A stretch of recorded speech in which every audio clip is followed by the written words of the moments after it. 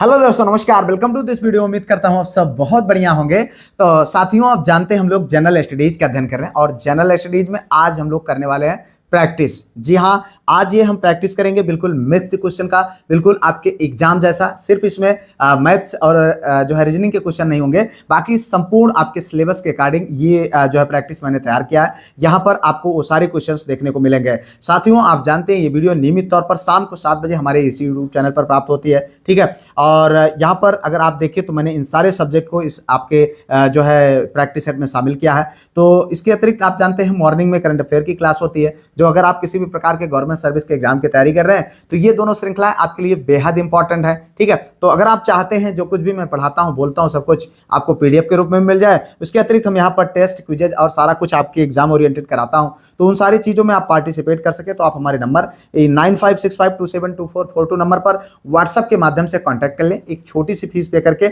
आप ग्रुप में जुड़ सकते हैं, जहां पर ये सारा कुछ आपको प्रोवाइड करा जाता है। आइए वीडियो को शुरू करते हैं। यहाँ पर लेते हैं भैया पहला क्वेश्चन आपके करंट अफेयर से संबंधित है। यहाँ पर देखिए जो है मई 2025 में माउंट एवरेस्ट पर फतह करने वाली भारत की पहली दृष्टिबाधित महिला का क्या नाम है? तो यहाँ पर देखिए रजनी कुमारी, नेहा राठौर, सोनाली ठाकुर, छोजिन अंगयो। यहाँ पर देखिए ये करंट अफेयर का क्वेश्चन है जो आपके लिए आपके बहुत ज्यादा इंपॉर्टेंट है, इसको आपको ध्यान रखना। सही विकल्प है भैया छोजिन अंगयो, ठीक है। अगर हम बात करते हैं यहाँ पर इनसे संबंधित, तो जो है मई 2025 में हिमाचल प्रदेश की जो छोजिन अंगयो माउंट एवरेस्ट पर फतेह करने वाली भारत की पहली दृष्टिबाधित महिला बन गई हैं, ठीक है। इनके अलावा वह जो है विश्व की 5वीं दृष्टिबाधित महिला पर्वतारोही भी बनी है, ठीक है, लेकिन ये भारत की पहली है। इससे पहले भी वह कई चोटियों पर चढ़ चुकी हैं, ठीक है। आगे बढ़ो भाई, अगला क्वेश्चन यहाँ पर देखिए कश्मीर के मार्तंड मंदिर का निर्माण किसने करवाया था? चंद्रापीठ, ललितादित्य, अवंतिवर्मन, दिद्धा। आपको बताना भाई सही विकल्प। तो यहाँ पर देखिए जो सही विकल्प है वो है ललितादित्य। मेरे भाई, मैं हमेशा आपको कहता हूं कि जितने भी क्वेश्चन के आंसर आपको पता हो आप उनको कमेंट में जरूर लिखें, ना पता हो मेरे बताने के बाद लिखें, लेकिन लिखें जरूर, जिससे चीजें आपको लंबे समय तक याद रहेंगी। तो यहाँ पर देखिए अगर हम बात करें मार्तंड मंदिर का, तो मार्तंड सूर्य मंदिर जो कि जम्मू कश्मीर राज्य के अनंतनाग जिले में स्थित एक प्रसिद्ध मंदिर है, ठीक है। इस मंदिर का निर्माण कारकोट वंश से संबंधित राजा ललितादित्य मुक्तापीठ के द्वारा करवाया गया था। यह मंदिर 8वीं शताब्दी का है, ठीक है। आगे बढ़ो भाई, अगला क्वेश्चन यहाँ पर देखिए जैन कल्पसूत्र की रचना किसने की थी? आपको बताना भैया, कात्यायन, बुद्धघोष, नागसेन, भद्रबाहु। हम जानते हैं ये क्वेश्चन बहुत इंपॉर्टेंट है। यहाँ पर देखिए यूपीएससी पॉलिटेक्निक लेक्चरर 2021 में पूछा गया। इसके साथ साथ अभी आपके जीआईसी एलटी ग्रेड में भी ये क्वेश्चन पूछा गया है, ठीक है। तो यहाँ पर जो सही विकल्प है मित्र वो है भद्रबाहु। जी हाँ, अगर हम बात करें तो ये जैन ग्रंथ किसके द्वारा जो है इसकी रचना की गई है? भद्रबाहु की, ठीक है। आगे बढ़े भाई, अगला क्वेश्चन निम्नलिखित में से कौन औरंगजेब के शासनकाल का राजकीय इतिहासकार था? ईश्वरदास नागर, भीमसेन कायस्थ, खफी खां, मोहम्मद काजिम। मेरे भाई, आप जानते हैं इन क्वेश्चंस को तैयार करने में बहुत मेहनत करना पड़ता है, इसलिए कृपया आप वीडियो को लाइक, चैनल को सब्सक्राइब, हाइप, शेयर कर दिया करें। और मैं आपको हमेशा कहता हूं कोई जरूरी नहीं कि जैसा आपके स्क्रीन पर क्वेश्चन दिख रहे हैं ऐसे ही आपको एग्जाम में भी देखने को मिले, इसलिए जो संबंधित फैक्ट होते हैं उन पर भी ध्यान जरूर दिया करें। यहाँ पर जो सही विकल्प मित्र वो है मोहम्मद काजिम। क्वेश्चन क्या है कि कौन अंग्रेज के शासनकाल का राजकीय इतिहासकार था? तो कौन है? मोहम्मद काजिम। देखिए इंपॉर्टेंट क्वेश्चन है, कई बार पूछा जा चुका है। आश्रम पद्धति 2012 में भी ये पूछा गया है। अगर हम बात करें मुगल शासक औरंगजेब का राजकीय इतिहासकार मिर्जा मुहम्मद काजिम सिराजी था, ठीक है। उसने औरंगजेब के पहले 10 सालों का इतिहास लिखा, जिसे आलमगीर नामा कहा जाता है। क्या कहा जाता है? आलमगीर नामा। इसमें सारी महत्वपूर्ण घटनाओं और जो है मशहूर लोगों के हालात नोट किए गए हैं, ठीक है। उसे बादशाह से सलाह लेने को भी आज़ादी दी गई थी। तो ये एक बहुत इंपॉर्टेंट चीज़ है, आपको इससे संबंधित जानना चाहिए। आगे बढ़ते भैया, अगला क्वेश्चन यहाँ पर देखिए निम्नलिखित में से कौन किताब ए नौरस नामक पुस्तक का लेखक था? जो देखो यहाँ पर ये क्वेश्चन है इब्राहिम आदिल शाह द्वितीय, अली आदिल शाह, कुली कुतुब शाह, अकबर द्वितीय। बताओ सही विकल्प। मेरे भाई, इसमें जो सही विकल्प है वो है आपका इब्राहिम आदिल द्वितीय। कौन? इब्राहिम आदिल द्वितीय बीजापुर सुल्तान के आदिल शाही वंश का राजा था, ठीक है। तो भारतीय इतिहास में आदिल शाही वंश के 5वें बादशाह जगत गुरु बादशाह के नाम से जाने जाते थे। इन्होंने संगीत के माध्यम से शिया और सुन्नियों के बीच तथा हिंदू और मुसलमानों के बीच सांस्कृतिक सद्भाव बनाने का प्रयास किया। इन्होंने हिंदू देवी देवताओं सरस्वती और गणेश के सम्मान में गाने गाए और तैयार किए। इन्होंने दक्खनी भाषा में किताब ए नौरस लिखा। किताब ए नौरस किस भाषा में? दक्खनी भाषा में। ठीक है, तो नौ रसों की पुस्तक नामक एक किताब थी जिसका नाम क्या था? किताब ए नौरस। आगे बढ़ो, अगला क्वेश्चन देखिए यहाँ पर भैया, यह है मुस्लिम लीग के निम्नलिखित में से किस अधिवेशन में मोहम्मद अली जिन्ना ने अपना 14 सूत्री प्रस्ताव रखा? 1927, 28, 29, 30। आपको बताना भाई सही विकल्प। तो यहाँ पर देखें जो सही विकल्प है वो है 1929, 1929 में। देखें यहाँ पर जिन्ना ने 28 मार्च 1929 को दिल्ली में मुस्लिम लीग के अधिवेशन में अपना 14 सूत्रीय प्रस्ताव रखा। यह अधिवेशन जिन्ना की अध्यक्षता में ही संपन्न हुआ था। जिन्ना की 14 सूत्रीय मांगों का कारण नेहरू रिपोर्ट में मुसलमानों के पृथक निर्वाचन मंडल की सुविधा को ना देना था। इसी वजह से इन्होंने यह रिपोर्ट प्रस्तुत किया था। चलो भाई आगे देखते हैं। यहाँ पर निम्नलिखित में से किस आंदोलन में महिलाओं की भागीदारी सर्वाधिक मानी जाती है? असहयोग आंदोलन, नमक सत्याग्रह, बारदौली कूच, भारत छोड़ो आंदोलन। तो यहाँ पर आपको बताना भैया सही विकल्प। सही विकल्प है आपका यहाँ पर नमक सत्याग्रह। जी हाँ, सविनय अवज्ञा आंदोलन के दौरान होने वाले नमक सत्याग्रह में रूढ़िवादी एवं कुलीन परिवार की हजारों स्त्रियों ने अपने घर की चार दीवारों को लांघ करके सड़क पर आ गई और शराब और विदेशी कपड़ों की दुकानों पर धरना दिया। साथ ही गिरफ्तार भी हुई और जेल भी गई। ठीक है, तो यहाँ पर आप देख सकते हैं कितना इंपॉर्टेंट रहा ये। आगे बढ़े भाई, अगला क्वेश्चन यहाँ पर देखिए, भारतीय संविधान। देखो अभी हम लोगों ने इतिहास संबंधित क्वेश्चन देखे तीनों पार्ट को, अब यहाँ पर हम संविधान देखेंगे। राज्यों का संघ की संकल्पना को प्राप्त किया गया कहाँ से?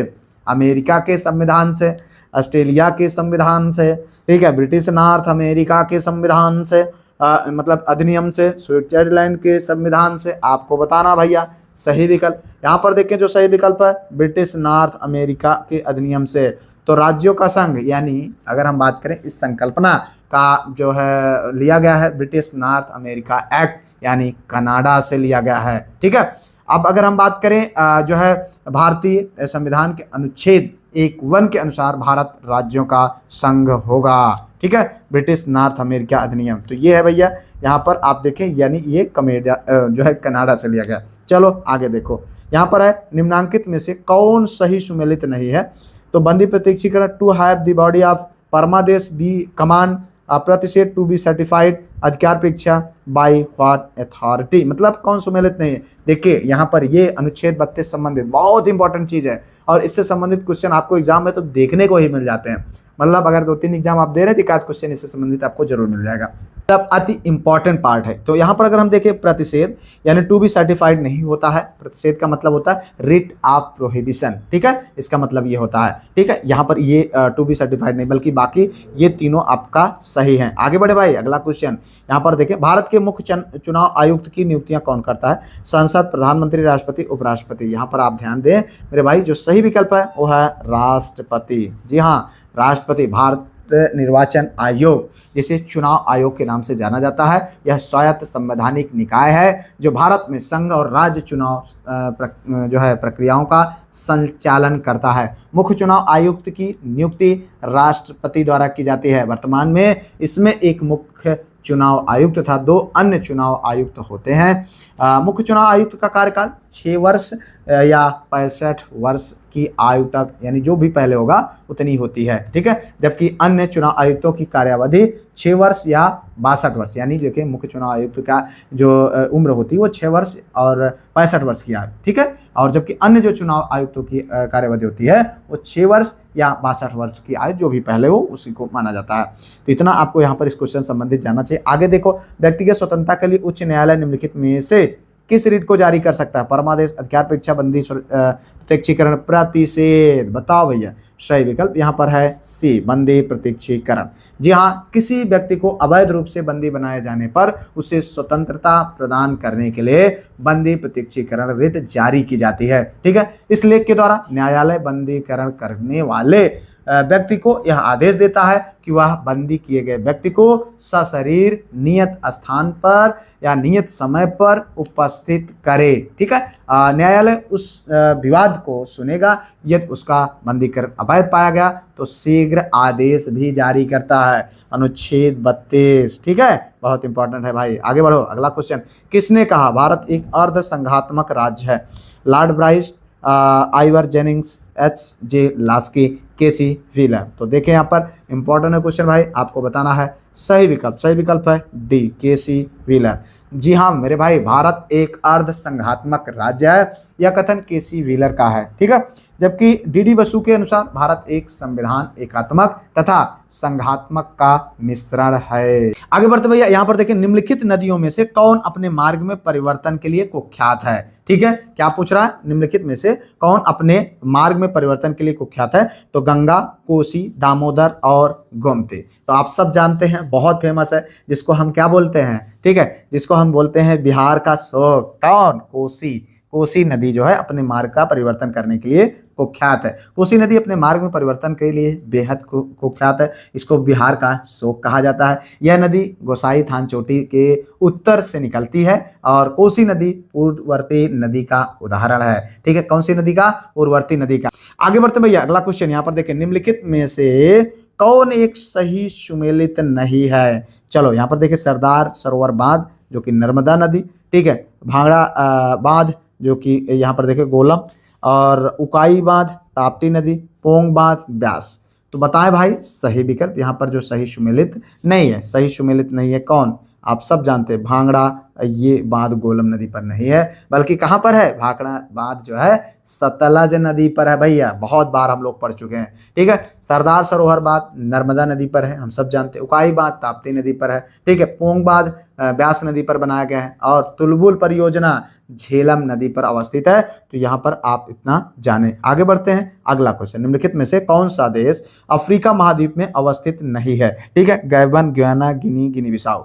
आपसे पूछा जा रहा है कि कौन सा जो है यहाँ पर देश अफ्रीका महाद्वीप में नहीं है, तो यहाँ पर जो सही विकल्प है वो है गुयाना। जी हाँ गुयाना, ये अगर हम बात करें, गुयाना दक्षिण अमेरिका के उत्तर मध्य में स्थित है। इसकी राजधानी जॉर्ज टाउन है, वो इलाहाबाद वाला नहीं, ठीक है, बल्कि ये कहाँ का है, जॉर्ज टाउन गुयाना का, जो कि दक्षिण अमेरिका का एक, दक्षिण अमेरिका महाद्वीप का एक देश है, ठीक है। अगर हम बात करें गैबन, गिनी और गिनी बिसाऊ का, तो अफ्रीका महाद्वीप के ये देश हैं। और इसके साथ साथ गैबन की राजधानी जो है यहाँ पर अगर हम बात करें तो ये कौन सा है, लिब्रे बिन्ने। गिनी की राजधानी कोनाक्री, ठीक है, और गिनी बिसाऊ की राजधानी बिसाऊ है, ठीक है। चलो आगे देखते हैं अगला क्वेश्चन। यहाँ पर ज्वालामुखी पर्वतों में, मतलब ज्वालामुखी पर्वतों से निम्नलिखित में से कौन सी गैस निकलती है, hydrogen, nitrogen, chlorine, sulphur dioxide.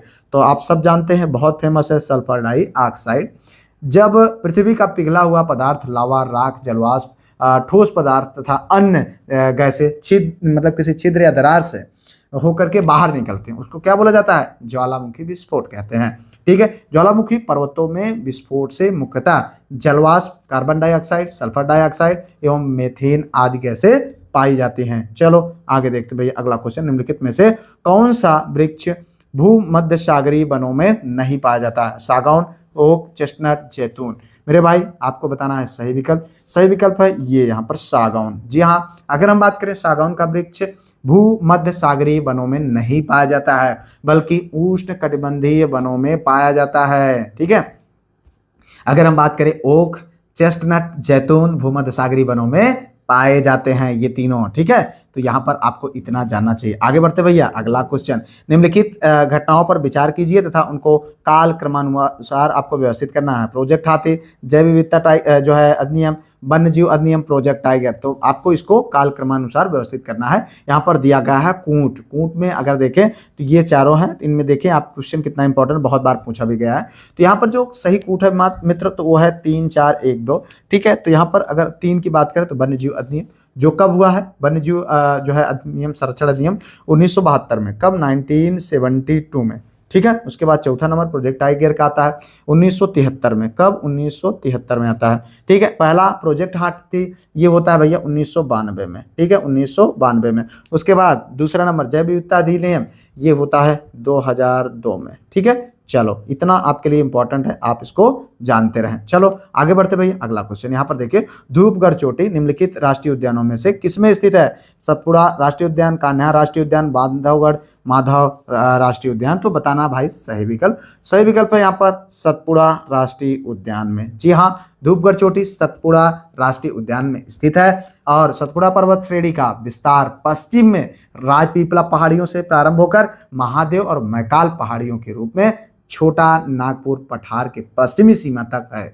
इस पर्वत श्रेणी की सर्वोच्च चोटी धूपगढ़ है। ठीक है, अब आगे बढ़ते भैया, अगला क्वेश्चन यहाँ पर देखिए, झूठ का पता लगाने वाला यंत्र, देखिए यहाँ पर पायरोमीटर, सिस्मोग्राफ, पॉलीग्राफ और फोनोग्राफ। तो बताएं भाई सही विकल्प। सही विकल्प है आपका सी आंसर, पॉलीग्राफ। जी हाँ, झूठ का पता लगाने वाला यंत्र पॉलीग्राफ है। पॉलीग्राफ जिसे लोकप्रिय रूप से एक झूठ डिटेक्टर परीक्षण के रूप में जाना जाता है। यह एक उपकरण या प्रक्रिया है जिससे रक्तचाप, नाड़ी, श्वसन और त्वचा की जो है चालकता जैसे कई शारीरिक जो संकेत हैं उनको मापा जाता है और उसको रिकॉर्ड किया जाता है, जिसमें व्यक्ति से सवालों की एक श्रृंखला पूछी जाती है। और पायरोमीटर का अगर हम बात करें पायरोमीटर का, तो ये संबंधित है किससे, ये उच्च तापमान मापने में इसका प्रयोग किया जाता है। चलो आगे देखो, निम्नलिखित में से कौन सा कांच का प्रकार पराबैंगनी किरणों को काटता है? सोडा कांच, पायरेक्स कांच, जेना कांच, क्रूक्स कांच। तो सही विकल्प क्या है भाई? क्रूक्स कांच।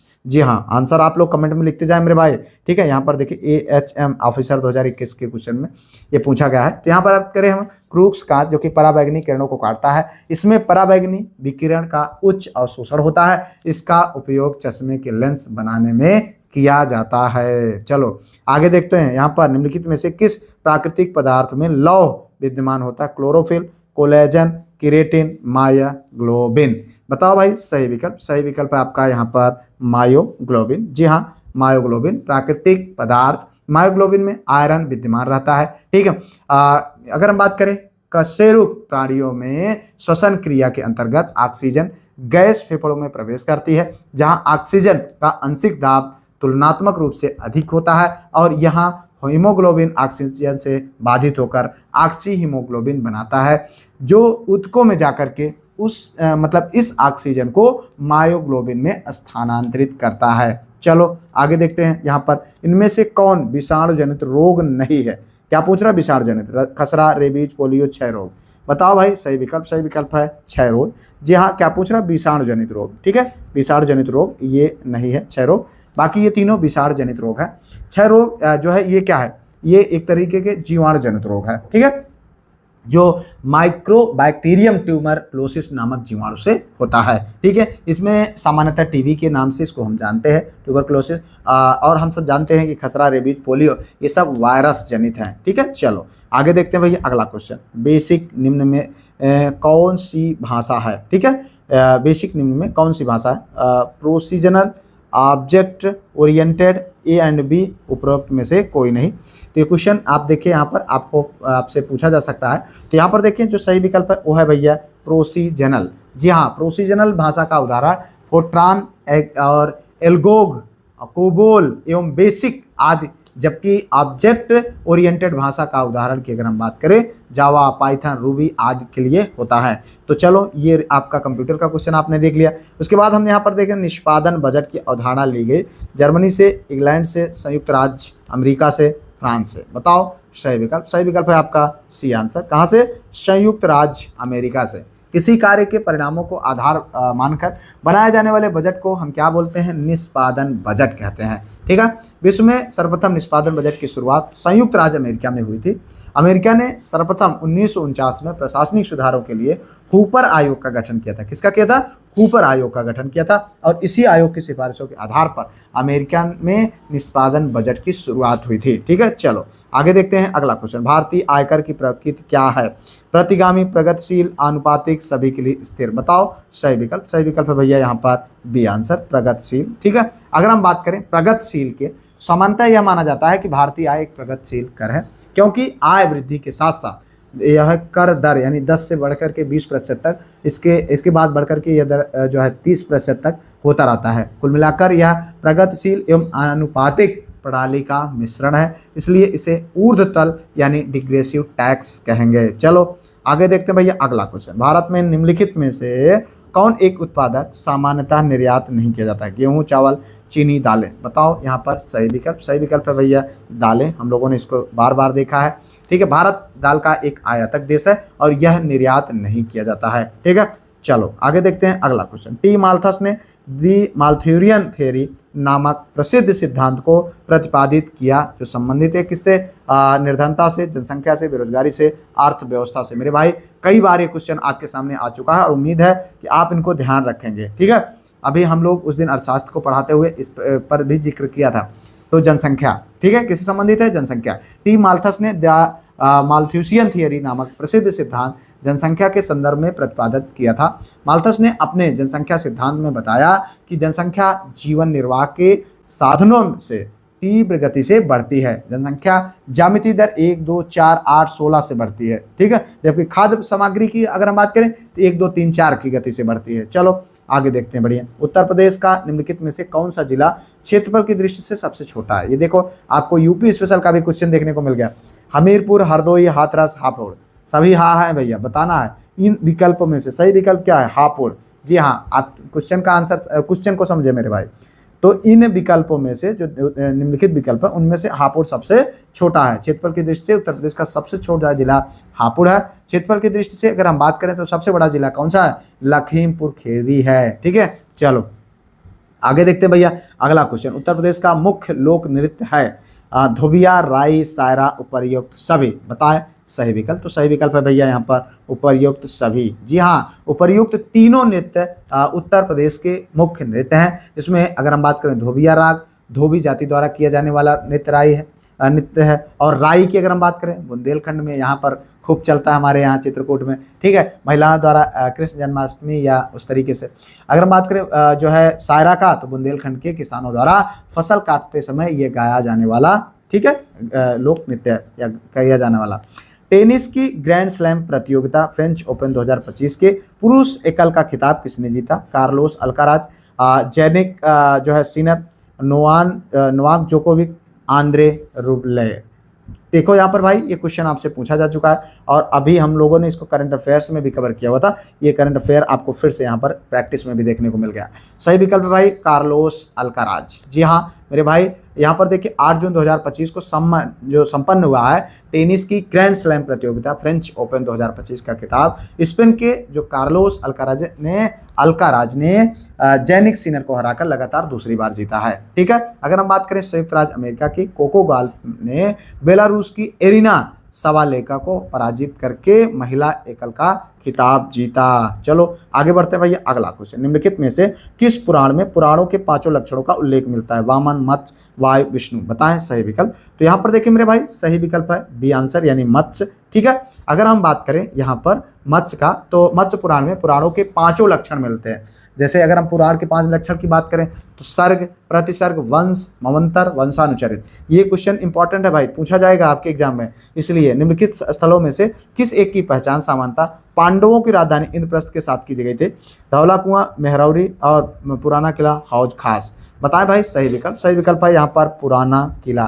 मेरे भाई पुराना किला जो कि दिल्ली की जो है उसकी पहचान सामान्यतः पांडवों की राजधानी इंद्रप्रस्थ के साथ की जाती है। पुराना किला नई दिल्ली में यमुना नदी के किनारे स्थित प्राचीन दीन-ए-पनाह नगर का आंतरिक किला है। इसका निर्माण शेरशाह सूरी ने 1538 ईस्वी से 1545 के बीच करवाया था। किले में 3 बड़े द्वार हैं और उनकी दीवारें बहुत ही विशाल हैं। ठीक है, चलो आगे देखते हैं अगला क्वेश्चन। निम्नलिखित में से किसकी रचना अमीर खुसरो ने नहीं की थी।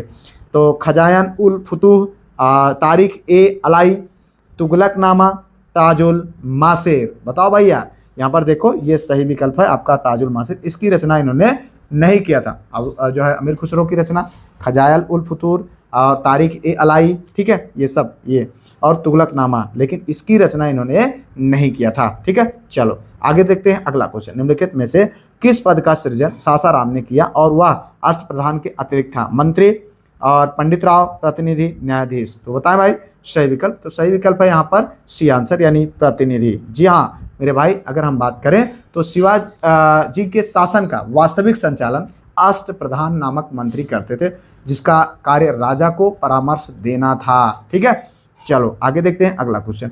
गोखले माई पॉलिटिकल गुरु। जी हाँ, ये आपका पुस्तक है किसी की, आपको बताना है ये किसकी है। यमे जिन्ना, यम के गांधी, शौकत अली, सी आर दास। तो देखिए यहाँ पर जो सही विकल्प है मित्र वो है आपका यहाँ पर जो है हमारे महात्मा गांधी साहब। गोखले माय पॉलिटिकल गुरु नामक पुस्तक जो है मोहनदास करमचंद गांधी जी के द्वारा लिखी गई है। गोखले महात्मा गांधी जी के राजनीतिक गुरु थे, जो कांग्रेस के प्रमुख उदारवादी नेता थे। गोखले जी महादेव गोविंद रानडे के प्रमुख शिष्य थे। चलो आगे देखते हैं अगला क्वेश्चन। यहाँ पर देखें, बीडी सावरकर से संबंधित निम्नलिखित कथनों में से कौन सा एक सही नहीं है। उनका जन्म 1883 ईस्वी में हुआ। उनके पिता का नाम दामोदर पंत सावरकर था। उनकी माता का नाम देहांत 1901 ईस्वी में हुआ। उनके जीवन के लेखक धनंजय कीर थे। तो ये देखो भाई, इस टाइप के क्वेश्चन भी बन सकते हैं इसका एग्जाम में, तो इसलिए आप यहाँ पर ध्यान दें। उनकी माता का देहांत 1901 ईस्वी में हुआ, ये सही नहीं है। बाकी ये तीनों विकल्प आपके सही हैं, ठीक है। तो यहाँ पर आप समझ लीजिए इनके बारे में, इतना आपको जानना चाहिए। अब अगर हम थोड़ा सा और बात करें यहाँ पर इनके संबंधित, तो वीडी सावरकर के जो है पूरा नाम विनायक दामोदर सावरकर था, ठीक है। विनायक दामोदर सावरकर था। ये एक राष्ट्रवादी नेता थे। इनका जन्म 28 मई 1883 ईस्वी को और मृत्यु 26 मई 1966 ईस्वी को हुआ था। चलो आगे देखते हैं। बोर्ड ऑफ कंट्रोल की स्थापना किस अधिनियम के अंतर्गत किया गया। रेगुलेटिंग एक्ट अधिनियम 1773, सेटलमेंट अधिनियम 1781, चार्टर अधिनियम 1813, पिट्स इंडिया अधिनियम 1784। बताओ भाई सही विकल्प। तो यहाँ पर देखें, जो सही विकल्प है वो है आपका डी, पिट्स इंडिया अधिनियम 1784। पिट्स इंडिया की अगर हम बात करें, ये 1784 के अंतर्गत बोर्ड ऑफ कंट्रोल की स्थापना की गई। 6 सदस्यीय बोर्ड का मुख्य उद्देश्य कंपनी के व्यापारिक मामलों को छोड़कर असैनिक, सैनिक और राजस्व संबंधी मामलों को देखना था। इसके माध्यम से कंपनी की नीतियों का संचालन पूरी तरह ब्रिटिश सरकार के अधीन हो गया। अब बढ़ते भैया यहाँ पर सेकंड लास्ट क्वेश्चन की ओर। निम्नलिखित मामलों में किसमें भारत के सर्वोच्च न्यायालय ने प्रस्तावना को भारतीय संविधान का भाग नहीं बताया। Keshavananda Bharti case, Berubari case, Sajjan Singh case, Golaknath case. कितना इंपॉर्टेंट है, हमने आपको कई बार ये चीज़ बताया है, बेहद इंपॉर्टेंट बेरूबारी केस। जी हाँ, अगर हम बात करें बेरूबारी केस का, तो 1960 में भारत के सर्वोच्च न्यायालय ने प्रस्तावना को भारतीय संविधान का भाग नहीं बताया, इसलिए यह न्यायालय में परिवर्तनीय नहीं है। किंतु केशवानंद भारती बाद में उच्चतम न्यायालय में ने जो है प्रस्तावना को भारतीय संविधान का हिस्सा बताया है। चलो आज के अंतिम क्वेश्चन की ओर। यहाँ पर देखें, भारत के संविधान में उद्देशिका का विचार किया गया है इटली के संविधान से, कनाडा के संविधान से, फ्रांस के संविधान से, यूएसए के संविधान से। तो यहाँ पर देखें, जो सही विकल्प है मित्र वो है आपका यहाँ पर यूएसए के संविधान से, ठीक है। भारतीय संविधान का प्रस्तावना जो है उद्देशिका या प्रस्तावना जो भी आप जाने का स्रोत अमेरिकी संविधान है, ठीक है। अगर हम बात करें तो ये जो है प्रस्तावना के परिचय तथा इसको भूमिका कहते हैं, इसे संविधान का सार होता है। प्रख्यात न्यायविद एवं संवैधानिक विशेषज्ञ N.A. पालिकीवाला ने प्रस्तावना को भारतीय संविधान का परिचय पत्र कहा है। ऑस्ट्रेलिया से उद्देशिका की भाषा को लिया गया है। तो इस तरीके से हम लोगों ने इंपॉर्टेंट 40 क्वेश्चन को यहाँ पर प्रैक्टिस किया। उम्मीद करते हैं ये प्रैक्टिस आपके लिए बेहद कारगर साबित होगी। और अगर आपके कोई सुझाव हो कमेंट जरूर करिएगा। पीडीएफ चाहिए 9565272442 नंबर पर व्हाट्सएप के माध्यम से कांटेक्ट करके एक छोटी सी फीस पे करके आप ग्रुप में जुड़ जाएं। वहाँ पर आप जो है टेस्ट क्विज सब कुछ में पार्टिसिपेट करें। अभी तक अगर आपने वीडियो को लाइक, चैनल को सब्सक्राइब, हाइप, शेयर नहीं किया है तो जरूर करें। मिलते हैं किसी और वीडियो में किसी और टॉपिक पर। तब तक के लिए जय Hind, Vande Mataram, best of luck.